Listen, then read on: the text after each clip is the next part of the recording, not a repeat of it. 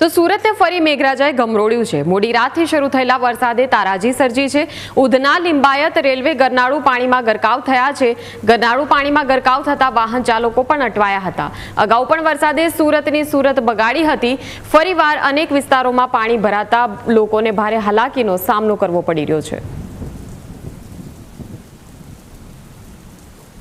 તો મોડી રાતથી શરૂ થયેલા વરસાદે સમગ્ર સુરત શહેરમાં ભારે તારાજી સર્જી છે। ગરનાળું પાણીમાં ગરકાવ થતા વાહન ચાલકો પણ અટવાયેલા જોવા મળ્યા।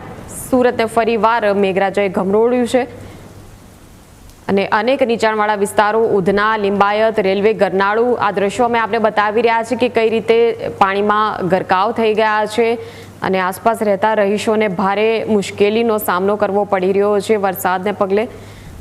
ઉધના લિંબાયત રેલવેનું ગરનાળું છે કે જે સમગ્ર પાણીમાં ગરકાવ થઈ ગયેલું જોવા મળી રહ્યું છે અને નીચાણવાળા અનેક વિસ્તારો છે કે જ્યાં જલભરાવની સ્થિતિ જોવા મળી રહી છે। વાહન ચાલકો પણ અટવાયેલા જોવા મળી રહ્યા છે।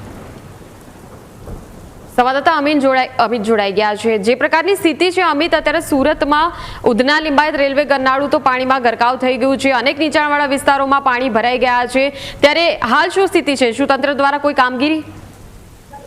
જી ચોક્કસથી આજે મોડી રાતથી જે પ્રકારે વરસાદ વરસી રહ્યો હતો તેને જ લઈને અલગ અલગ જગ્યા પર વહેલી સવારે પાણી ભરાયેલા જોવા મળ્યા હતા। ત્યારબાદ સવારથી પણ અવિરત વરસાદ શરૂ હોવાના કારણે સુરતના અલગ અલગ વિસ્તારમાં આજે પાણી ભરાવાની સ્થિતિ ઊભી થઈ છે। ત્યારે સુરતના આજે ઉધના અને લિંબાયતને જોડતા રેલવે ગરનાળામાં પણ પાણી ભરાઈ જવાના કારણે આજે વાહન ચાલકોને હાલાકીનો સામનો કરવો પડી રહ્યો છે।